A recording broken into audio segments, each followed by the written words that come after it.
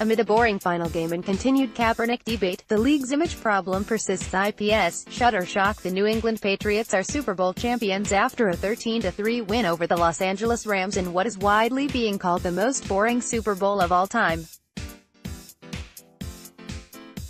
It's the sporting extravaganza that is supposed to act as the culmination of a football season that captivates a nation. Instead, social media spent hours bashing everything from the quality of the game, the boredom with the Patriots winning again, the mediocrity that was the halftime show, and the continued blackballing of Colin Kaepernick. Boredom allowed for fans to vent all of their problems with the NFL for 5 uninterrupted hours.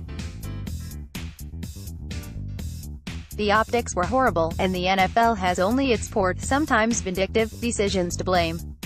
There's an immediate NFL decision that impacted the Super Bowl that is important in the short term. It's pretty undeniable that a bad call robbed the New Orleans Saints of a trip to the Super Bowl 2 weeks ago, as the Saints vs.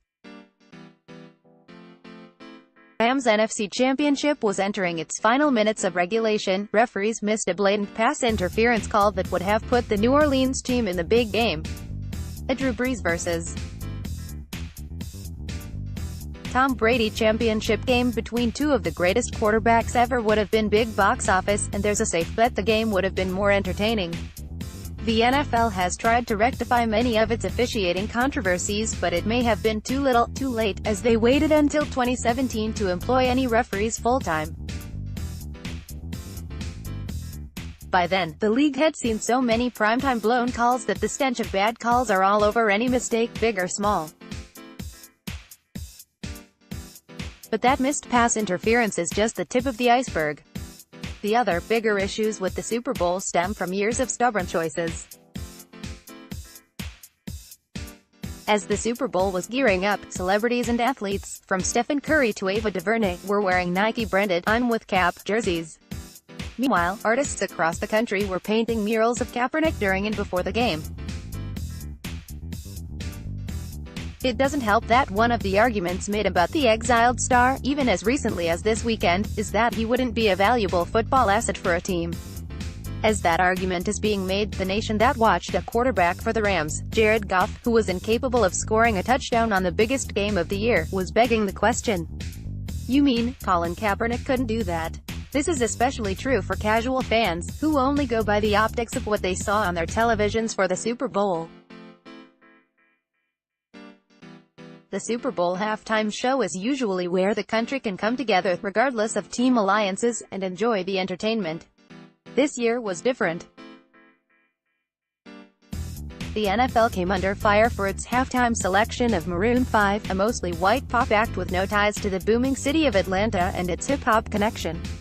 The Super Bowl halftime show has been a point of racial contention since Janet Jackson was herself blackballed after her top was exposed on live television. In the years since, the halftime show veered older and whiter. Picking Maroon 5 only furthered that perception. The nation watched a Rams quarterback who was incapable of scoring a touchdown, begging the question, you mean, Colin Kaepernick couldn't do that? But the NFL was in a tough spot of its own doing. The game was sorely missing an urban act, partly because of the league's aforementioned desire for safe performers, but was also the target of major African-American stars like Jay-Z, Rihanna and Cardi B publicly declaring that they would not perform at halftime in solidarity with Kaepernick.